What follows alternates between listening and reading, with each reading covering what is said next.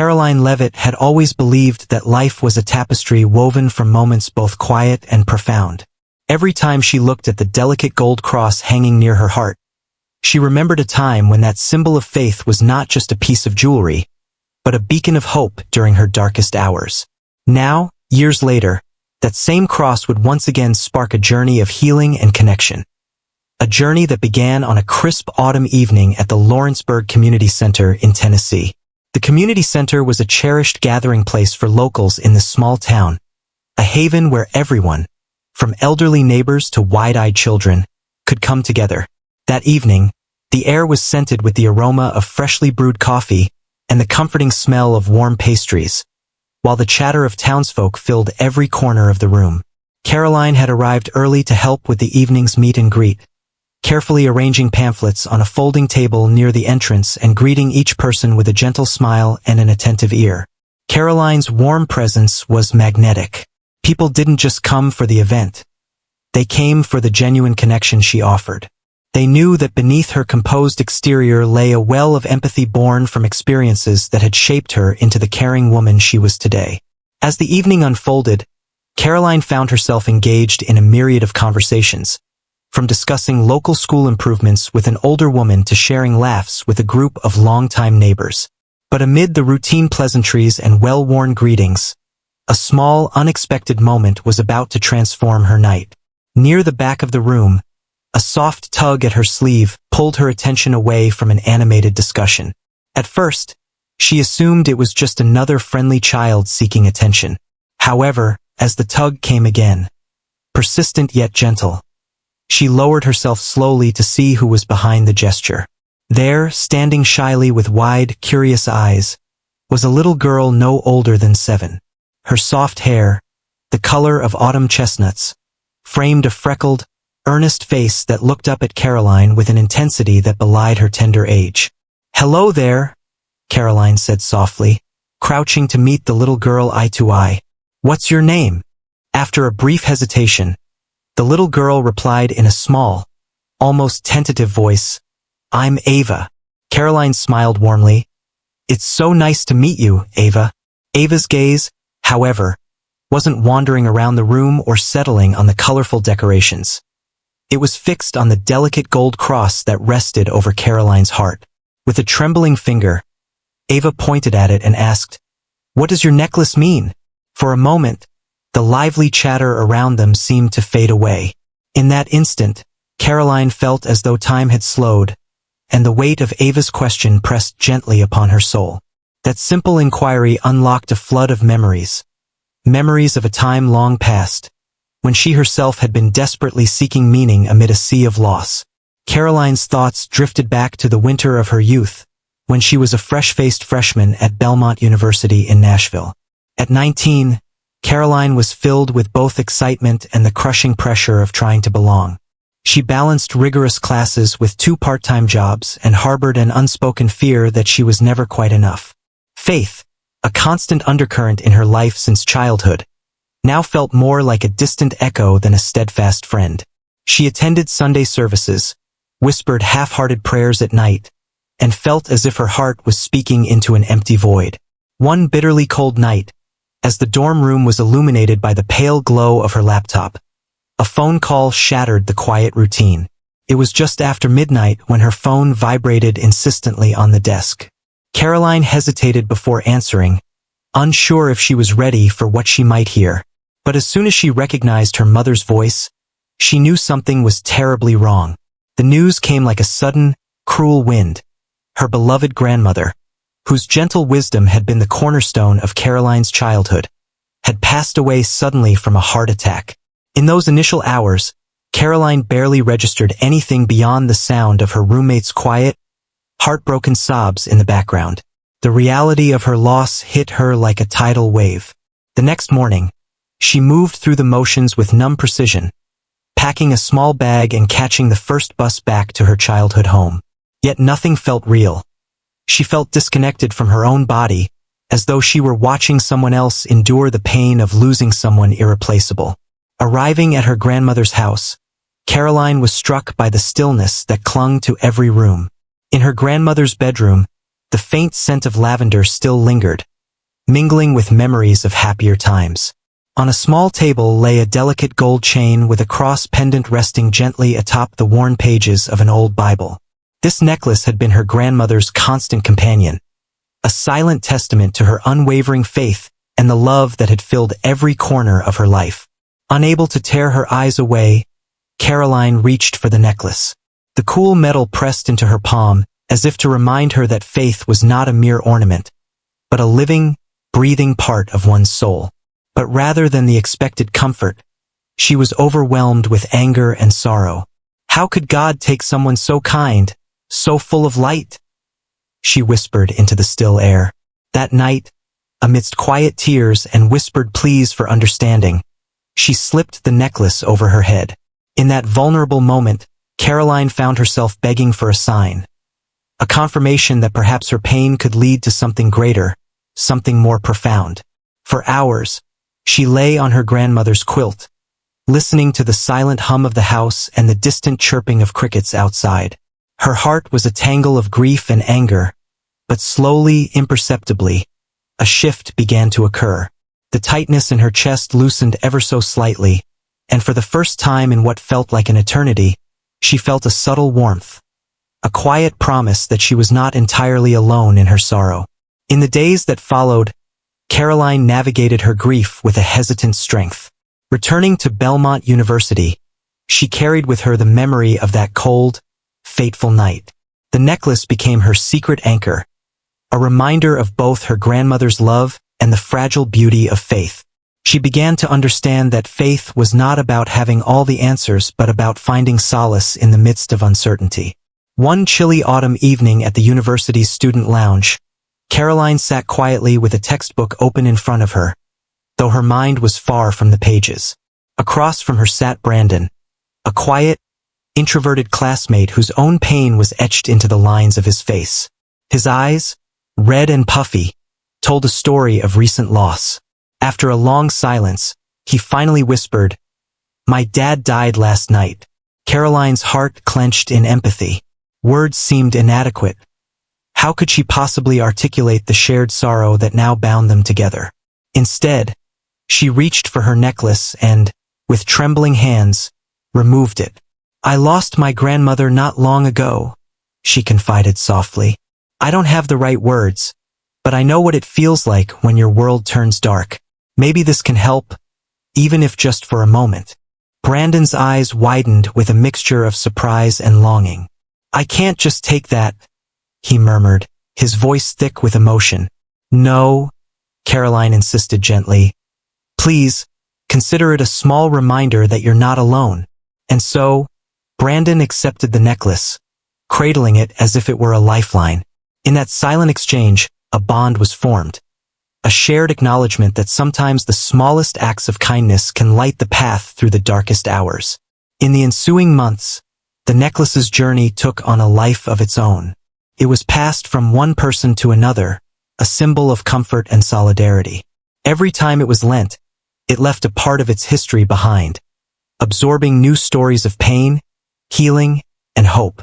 Yet, through it all, Karoline never forgot the lesson her grandmother had once imparted. That faith, much like a well-worn chain, only grows stronger with every link of shared experience. Years later, Karoline found herself once again at the Lawrenceburg Community Center, a place where faces, though familiar, carried different stories. The room was abuzz with life, and as she navigated the mingling crowd, her heart was unexpectedly light.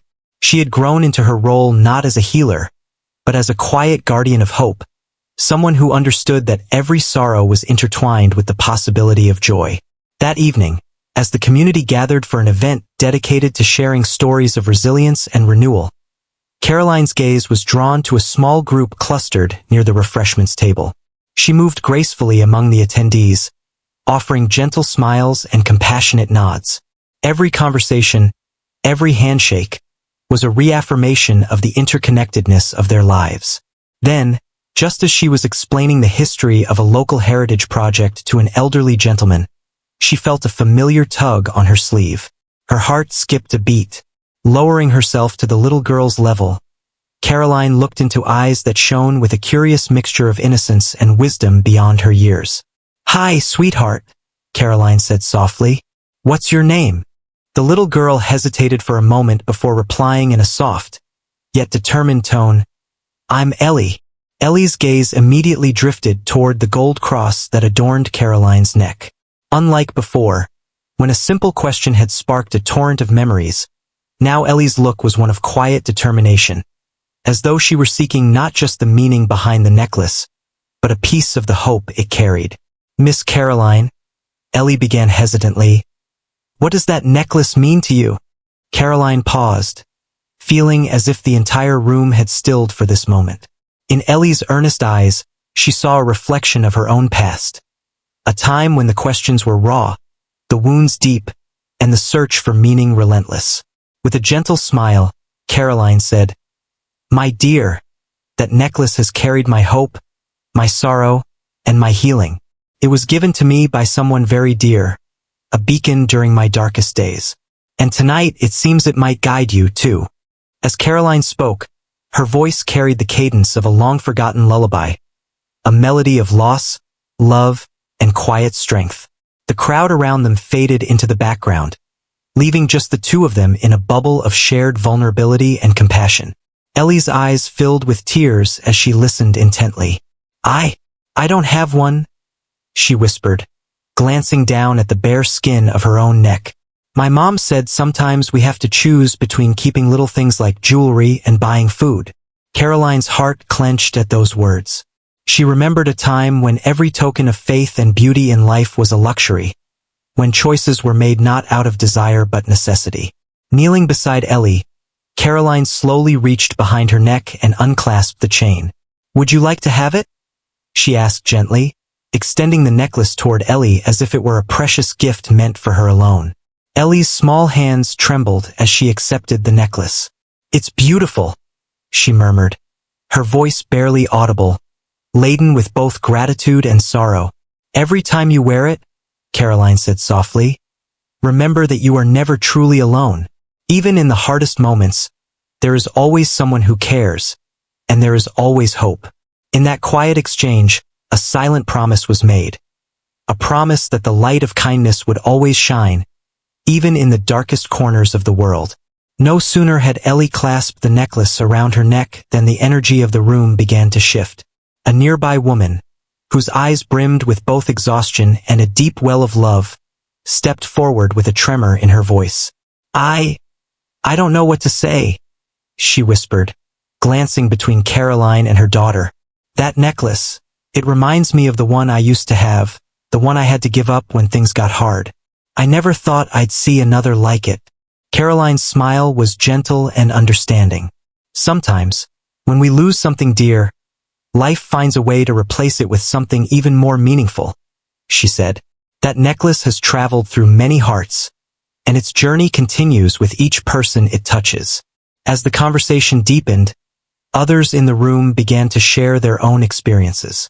A man in a worn denim jacket, his hands calloused from years of hard work, reached into his pocket and discreetly placed a few bills into the woman's hand. A small, but significant gesture of support. Another neighbor produced a gift card for a local grocery store, and soon, one by one, kind souls contributed in their own ways. There were murmurs of encouragement, gentle pats on the shoulder, and quiet nods of solidarity that enveloped the room like a warm embrace. For Karoline, these moments were a reaffirmation of everything she had learned over the years. The necklace was never meant to be a solitary symbol of faith. It was a bridge connecting strangers, a reminder that even in a world filled with pain and uncertainty, small acts of kindness could create ripples that changed lives. After the event, as twilight deepened into a serene night, Karoline walked slowly toward her car, the cool evening air brushing against her skin. The sky above was a canvas painted in deep blues and soft oranges, with the first few stars timidly emerging. Every step she took was a quiet meditation on the night's events, a reaffirmation that life's most profound moments often came unexpectedly, in the guise of a simple question or a shared smile. Her mind wandered back to the first time she had ever held that very cross, a moment so intertwined with heartbreak that it had changed her forever.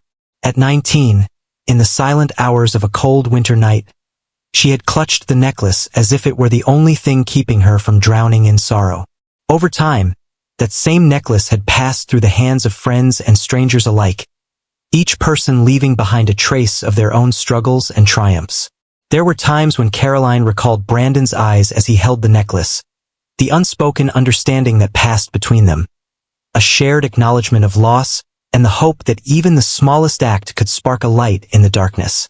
She remembered how, even as the necklace moved from one heart to another, it carried with it the stories of those who had found solace in its warmth. Now, standing alone under the expansive Tennessee sky, Karoline felt a deep sense of gratitude. The necklace might be gone from her neck now. A replacement had been bought for herself, but its legacy remained in every kind gesture, every shared tear, and every hopeful glance exchanged among the people whose lives it had touched. In that moment, she understood that faith was not something static or easily defined. It was a journey marked by scars and healing, by losses that transformed into newfound strength. In the weeks that followed that life-affirming evening, Karoline continued to serve as a quiet guardian of hope in her community. She spent her days volunteering at local shelters, lending her ear to anyone in need of a sympathetic word, and finding solace in the small miracles of everyday life. Yet, every time she encountered someone in distress, she couldn't help but remember the gentle eyes of little Ellie, and the promise embedded in that shared moment. One chilly afternoon, while organizing a community food drive, Karoline found herself reflecting on how interconnected their lives had become. There was a palpable sense of camaraderie in Lawrenceburg, a bond forged not through grand gestures, but through a collection of small, heartfelt actions that, together, formed an unbreakable chain of support. In her mind, Karoline recalled a conversation with an elderly gentleman who had once said, "Faith isn't found in the answers we get, but in the questions we dare to ask." His words resonated deeply with her now, for it was a question from a small child, a question as innocent as it was profound, that had set in motion a cascade of kindness that evening. That same afternoon, as she helped sort donations, Karoline noticed a young mother struggling with her grocery bags. Without hesitation, Karoline rushed to her side, offering a steady hand and a kind smile. "Let me help you with those," she said gently. The young mother, whose eyes were rimmed with fatigue, accepted the assistance with a quiet, "Thank you."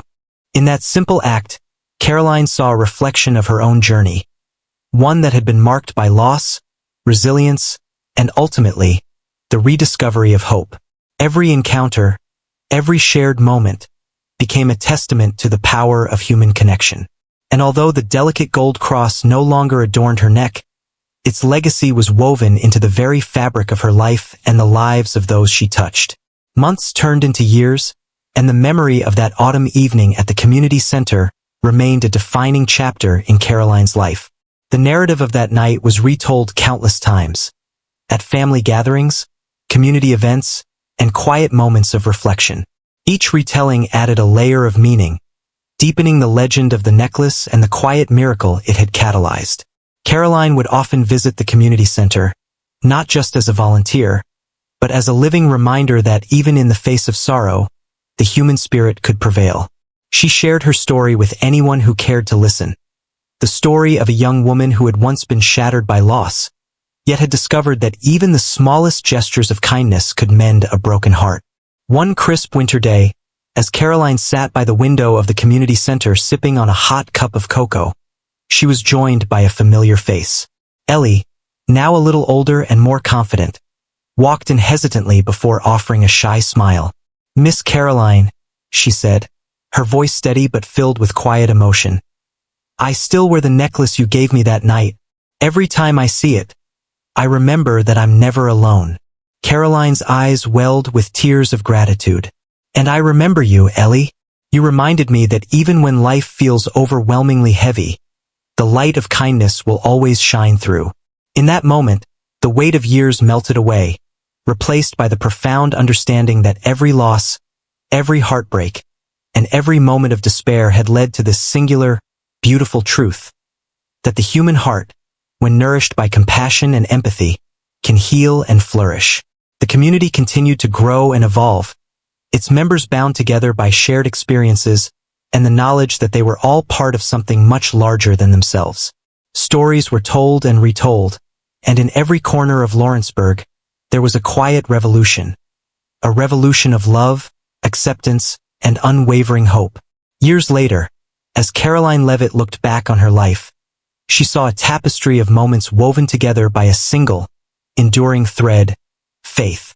The faith that had been rekindled on that fateful night in her grandmother's bedroom had grown into a steady flame. A flame that lit the way not only for her but for everyone who had crossed her path. Though time had softened the edges of her grief, it had also deepened her compassion, allowing her to give of herself freely and unconditionally. Karoline continued to visit the community center, where she found herself surrounded by new faces and fresh stories of resilience. Every time she saw someone in need, a tired mother struggling with her grocery bags, a quiet student lost in his thoughts, or a little girl with eyes full of wonder, she remembered the power of a simple act of kindness. That power had transformed her life so many years ago, and it continued to ripple outward, touching countless lives along the way. One summer evening, during a celebration of the town's history and the strength of its community, Karoline was invited to speak about her journey. Standing before a diverse crowd under a starlit sky, she recounted her experiences with vulnerability and grace. Faith, she said, is not about having all the answers. It is about trusting that, even in our darkest moments, there is a light waiting to be kindled by our shared humanity. The audience listened in rapt silence, each person finding a piece of their own story in her words. Karoline concluded with a heartfelt reminder: never underestimate the power of a simple question, a gentle touch, or a kind word. These moments, though they may seem small, have the power to change our lives, and the world, forever. And so, the legend of the necklace lived on, not as a mere piece of jewelry, but as a symbol of hope, of redemption, and of the unwavering strength of the human spirit. In the end, Karoline Leavitt's journey was not just about overcoming loss, but about embracing the transformative power of compassion, and passing that light on to every soul in need of it. On that day, as the celebrations drew to a close and the last of the guests slowly departed, Karoline found herself alone under the vast, starry sky. The cool night air was filled with whispers of memories and promises of tomorrow. In her hand, she clutched a small envelope, a token of appreciation from a community member whose life had been changed by her unwavering kindness. Opening the envelope, Karoline discovered a letter filled with words of gratitude and hope. The writer recounted how, in their own moment of despair, they had found comfort in the small gestures that had defined the spirit of Lawrenceburg. The letter ended with a simple line: "Thank you for reminding us all that even the smallest light can guide us home." Karoline's heart swelled with a quiet joy. She knew that every act of kindness, every shared story, was a thread in the grand tapestry of life, one that would continue to weave its way through generations, carrying forward the legacy of hope that she had nurtured all those years ago. And as she walked back to her car, the memories of that transformative evening, the soft tug of a little sleeve, the curious eyes of a child, the healing power of a shared necklace, reminded her that sometimes, the smallest gesture can spark a revolution of love. For Karoline Leavitt, every day was an opportunity to be the light in someone else's darkness, to show that no one is ever truly alone. In that enduring truth lay the essence of her story, a story of loss and renewal, of quiet strength and relentless compassion. And in the gentle rustle of leaves underfoot, as the first rays of a new dawn peeked over the horizon, Karoline knew that the cross around her neck, and the one that had once graced her heart, would forever carry the promise of a better tomorrow. Years passed, and the community center in Lawrenceburg remained a sanctuary for those seeking solace and understanding. Karoline's legacy was evident in every smile shared, every tear wiped away, and every quiet moment of reflection. The cross that had once been a simple adornment became a symbol of a life lived fully, of a heart that had known deep sorrow yet found the courage to love again.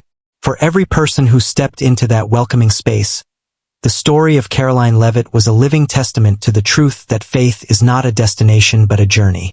It was a journey filled with twists and turns, with moments of despair interspersed with bursts of unexpected kindness. And in that journey, Karoline had discovered that the true meaning of faith lay not in the answers we find, but in the willingness to reach out to others in their moments of need.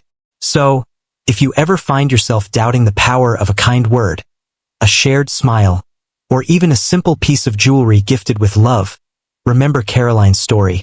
Remember that each of us carries a spark of light within. A spark that, when nurtured by compassion, can illuminate even the darkest night. In the end, the cross that once marked Karoline's greatest loss had become the very emblem of her greatest triumph. And as the years stretched on, her story continued to inspire all who heard it, a timeless reminder that sometimes, all it takes is one gentle question to change a life forever.